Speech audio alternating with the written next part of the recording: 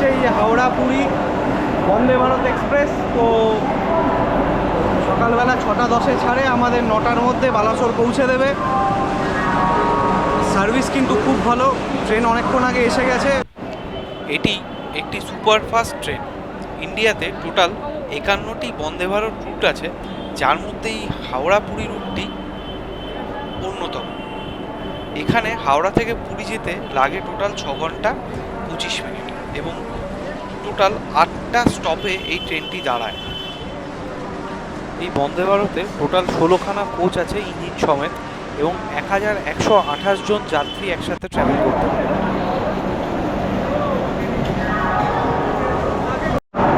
আমরা আমাদের 6:10-এর ট্রেন আছে, 6:10 থেকে 9টায় নামাবে।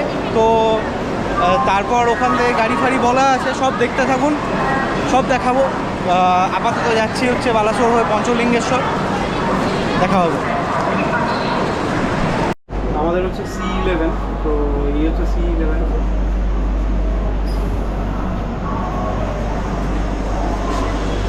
অটোমেটিক ডোর রয়েছে সব।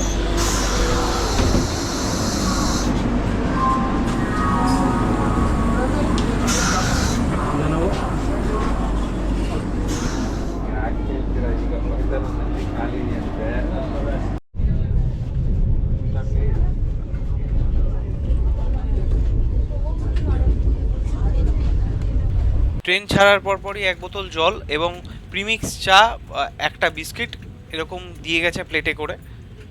সকালবেলা ফার্স্ট চা দিয়েছে আর সঙ্গে বিস্কিট দিয়েছে দুটো, প্রিমিক্স চা। এরপর ব্রেকফাস্ট রয়েছে আর কমপ্লিমেন্টারি, ওটাও ইনক্লুডেড। সকাল 9টায় ব্রেকফাস্ট দিয়ে দিয়েছে ফয়েল কন্টেনারে অমলেট, যাদের ভেজ তাদের veg cutlet, bread 2 piece, butter and jam both option available, আর একটা মাফিন কেক। আমরা চলে এসেছি বালাসোর স্টেশন। এই জাস্ট বন্দে ভারত থেকে নামলাম, এখন সময় হচ্ছে 9:08। আমাদের ট্রেন 8 মিনিট লেট। তো এবার আমরা নেক্সট আমাদের ট্যুরের ভিডিওগুলো দেখাবো, স্টে টিউন।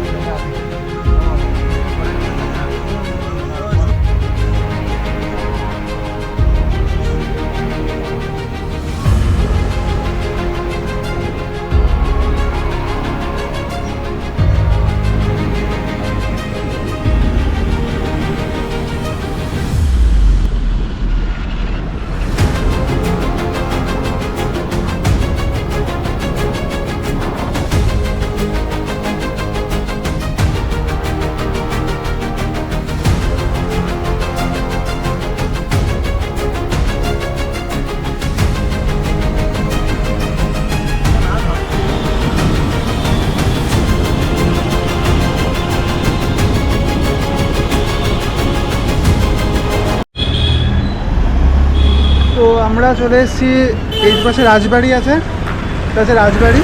কি সুন্দর অসাধারণ পাহাড়, পাহাড়ের জাস্ট সামনেই রাজবাড়ি। এটা হলো রাজবাড়ি, পুরাতন রাজবাড়ি একটা। আর এটা হচ্ছে সামনে জগন্নাথ মন্দির, ঠিক আছে, এটা সামনে জগন্নাথ মন্দির। তো আপাতত আমরা ভালোই ঘুরছি, এবার দেখা যাক, অনেক কিছু আছে, পরে বলবো।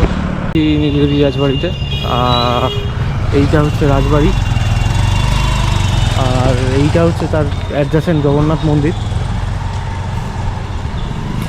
জানি না রাজবাড়িতে ঢুকতে দেয় কিনা, আমার একটু ডাউট আছে, কিন্তু এইটা হচ্ছে রাজবাড়ি।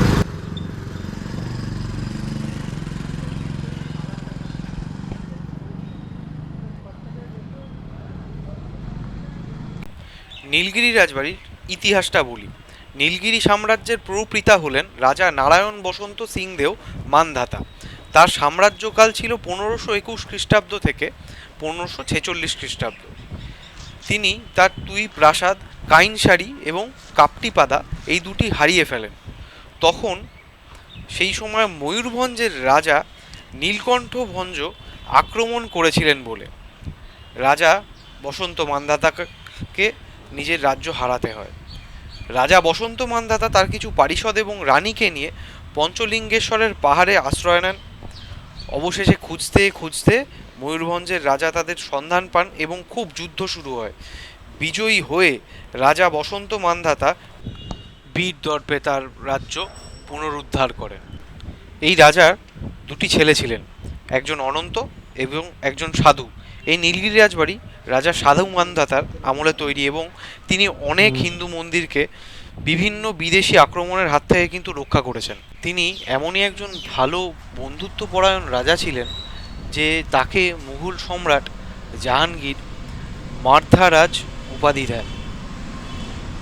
এখন ৩৯তম রাজা হলেন রাজা জয়ন্তচন্দ্র মার্ধারাজ হরিচন্দন। আমরা এবার রাজবাড়ির সামনের জগন্নাথ মন্দিরে দর্শন করতে যাচ্ছি।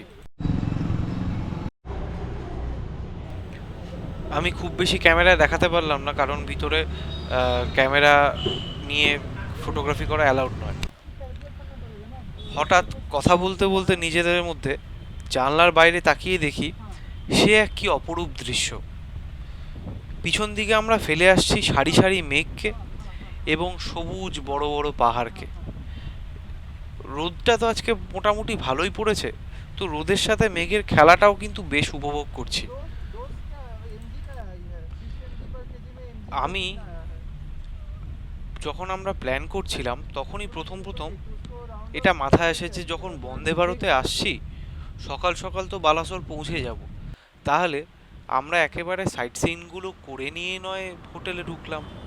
তাতে আমাদের হয়তো একটুখানি সময়ও বাঁচবে এবং আমরা বেশ আরামসে ঘুরে নিয়ে রোদটা যখন বেশি পড়বে তখন গিয়ে হোটেলে ঢুকবো। এবং বিকেলবেলা আমাদের পঞ্চলিঙ্গেশ্বর যাওয়ার কথা আছে।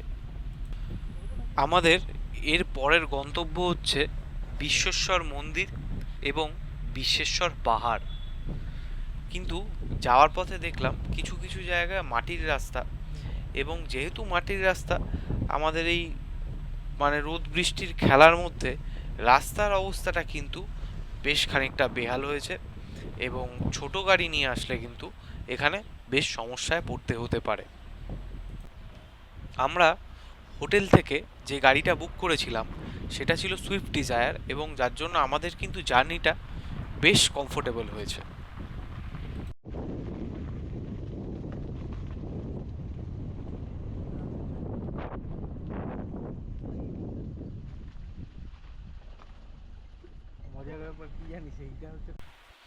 আমরা এখন এসেছি বিশ্বেশ্বর মন্দির এবং বিশ্বেশ্বর পাহাড় দর্শন করতে।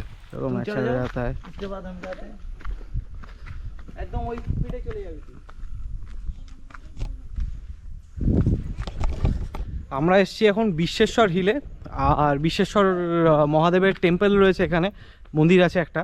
তো এখানে এসেছি এখন, প্রচণ্ড গরম কিন্তু, কারণ বৃষ্টির কোনো দেখা সাক্ষাৎ নেই আপাতত। তো ভালো একদিক থেকে, কারণ একটু গরম লাগছে ঠিকই, কিন্তু বৃষ্টি হলে আবার কোথাও বেরোতে পারতাম না, সেটাও একটা ফ্যাক্টর। তো দেখা যাক, ভালোই এখন অবধি ট্রিপ ভালোই যাচ্ছে।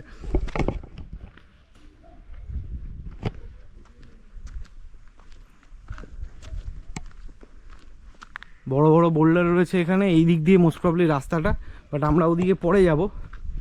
আমরা আগে একটু ভিউটা দেখে নেব।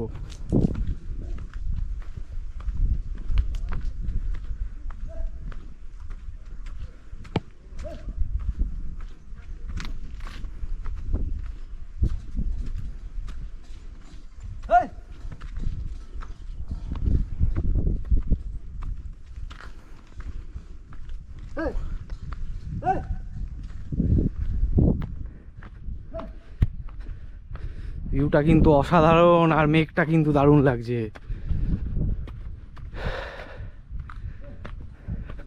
কত বড় পাথরটা।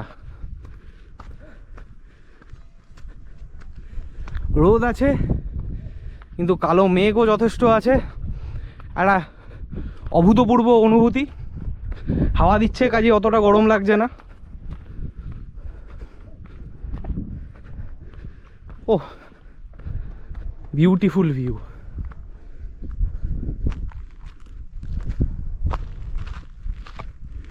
আরও বেশ কিছুটা ভেতরে যেতে চাইছি।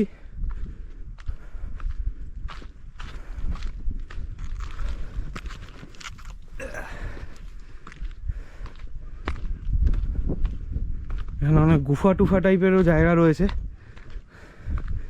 এই হচ্ছে ভিউ।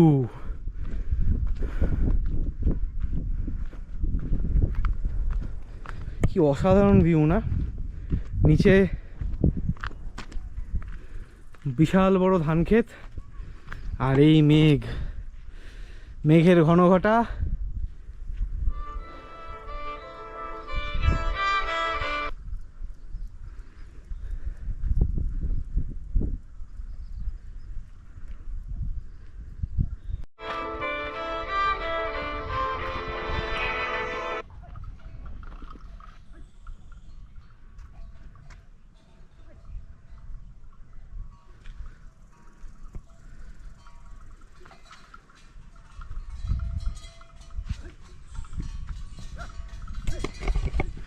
বর্ষাকালে কিন্তু ঘোরার একটা আলাদা আনন্দ আছে, কারণ প্রাকৃতিক সৌন্দর্যটা আমার মনে হয় বর্ষার জলটা পাওয়ার পরে যে গ্রিনারিটা আরও গ্রিন হয়ে যায়, এটা কিন্তু অন্য সময় আমরা দেখতে পাই না।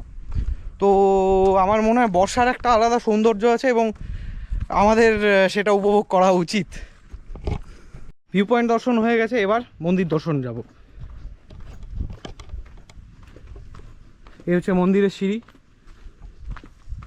আমরা উঠি উপরে আস্তে আস্তে।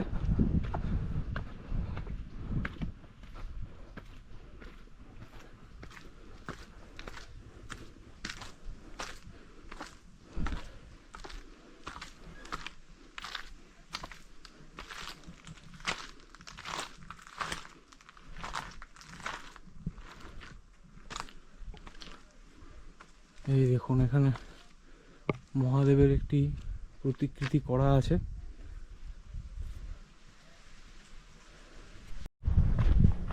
আবার এখন দেখছি রোদটা কমে গেছে, একদমই স্তিমিত হয়ে গেছে রোদটা। ইনফ্যাক্ট এটাও খুব ভালো, মানে এটা একটা খুব ওয়ান্ডারফুল ব্যাপার। আর এই দেখুন, এইটা হচ্ছে মন্দির।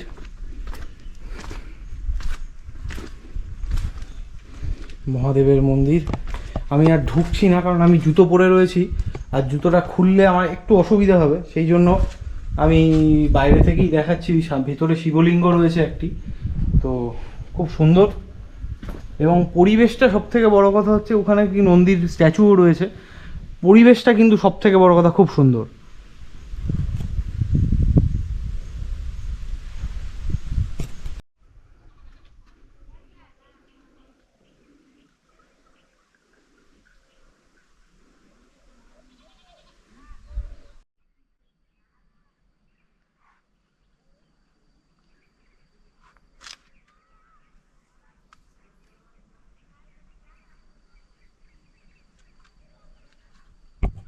আমাদের বিশ্বেশ্বর হিল এবং বিশ্বেশ্বর মহাদেব টেম্পল এই দুটো দেখা সম্পন্ন হলো, এবং মহাদেবের আশীর্বাদ নিয়ে আমরা পরবর্তী যাত্রার দিকে এগিয়ে যাব। আমরা শুনেছিলাম এখানে নাকি স্টোন বা পাথরের কার্ভিংয়ের খুব ভালো কাজ হয়, এবং আমরা এবার নেক্সট যাব হচ্ছে সেই স্টোন কার্ভিং দেখতে। আমি আর কি ভাবছিলাম, আমরা পৌঁছে গেছি একটি তথাকথিত কারখানাতে, যেখানে এই বিভিন্ন স্টোন কাটিং করে, স্টোন কার্ভিং করে তার মূর্তির শেপ দেওয়া হয়। এইখানে বিভিন্ন স্টোন কার্ভিং করে ওরা স্ট্যাচু বানায়। তো স্ট্যাচু, আমরা এটা একটা বলতে পারেন এখানে দর্শনীয় জিনিস, কারণ এখানে এগুলো তৈরি হয়। তো সেটাই দেখাবো।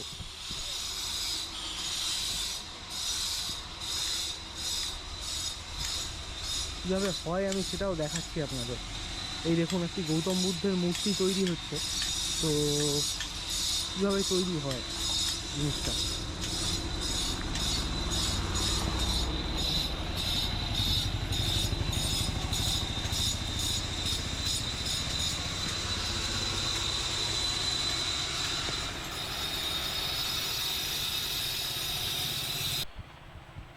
এখানে কিন্তু বিভিন্ন দেবদেবীর মূর্তি তৈরি হচ্ছে, আমরা চোখের সামনে দেখতে পাচ্ছি, এবং এগুলো নিখুঁত এবং অসাধারণ।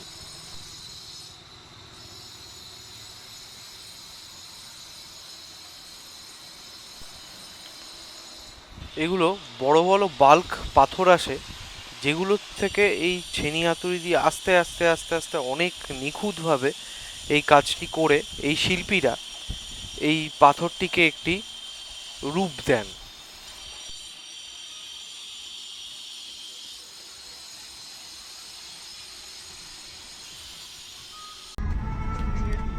আকাশের মুখটা কিন্তু এবার ভার করেছে এবং মনে হচ্ছে খুব শিগগিরই বৃষ্টি নামতে চলেছে, এবং আমরা এবার আমাদের পরের গন্তব্যে মানে খুমকুট ড্যামের উদ্দেশ্যে রওনা দিয়েছি।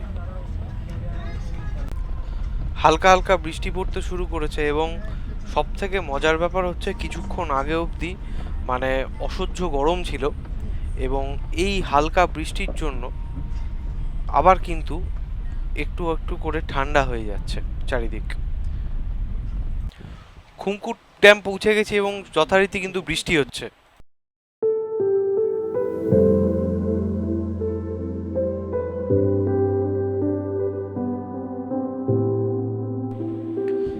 এই টাইম ল্যাপসটা আমাকে না করতেই হলো, বাধ্য হলাম, মানে সত্যি বলছি ওইখানে দাঁড়িয়ে না ওই বৃষ্টিটা উপভোগ করা এবং ওই খুমকুট ড্যামের যে লেকটা রয়েছে সেখানে যখন বৃষ্টির ফোঁটাগুলো পড়ছে, আস্তে আস্তে মেঘগুলো সরছে এবং বৃষ্টিটাও কন্টিনিউ সরছে, একটা একটা মানে কি বলবো, একটা মানে হয়তো ওই ফেরি টেল ড্রিমল্যান্ডের মতো একটা আমার মানে জায়গাটা লাগছিল, এবং আমি না শেয়ার করে সবার সাথে না এটা পারলাম না ঠিক।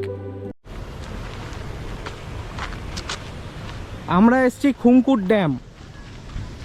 এই হচ্ছে খুমকুট ড্যামের জলরাশির জায়গাটা। বৃষ্টি হচ্ছে বেশ, মোটামুটি ভালোই, ছোটো ছোটো ফোঁটা, বাট ভালোই বৃষ্টি হচ্ছে।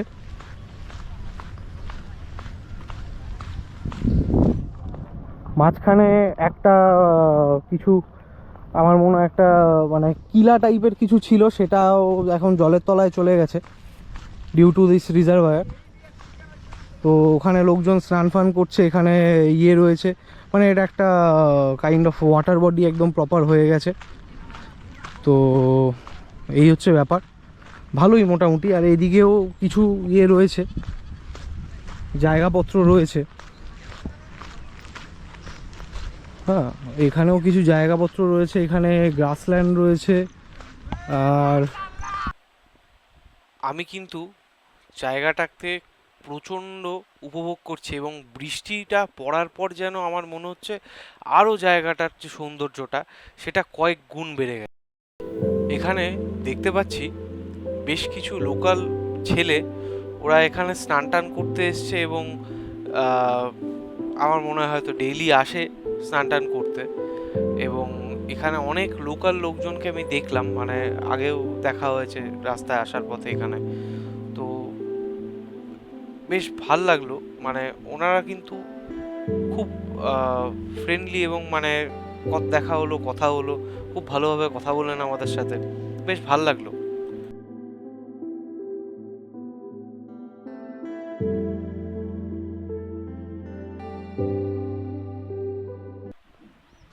আমাদের খুমকুট ড্যাম ভ্রমণ শেষ এবং এটাই ছিল আজকে আমাদের শেষ সাইট সিইং, এবং একরাশ খুব সুন্দর সুন্দর স্মৃতি নিয়ে আমরা এবার হোটেলের দিকে রওনা দেব।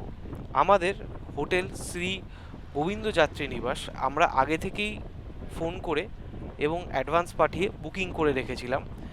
এই গাড়িটিও কিন্তু সেই হোটেল থেকেই বুকিং করে দেওয়া হয়েছে, এবং আমরা যতদূর জানি শ্রী গোবিন্দ যাত্রী নিবাস কিন্তু পঞ্চলিঙ্গেশ্বর মন্দির থেকে সব থেকে কাছে এবং খুব সুন্দর জায়গায় হোটেলটি অবস্থিত।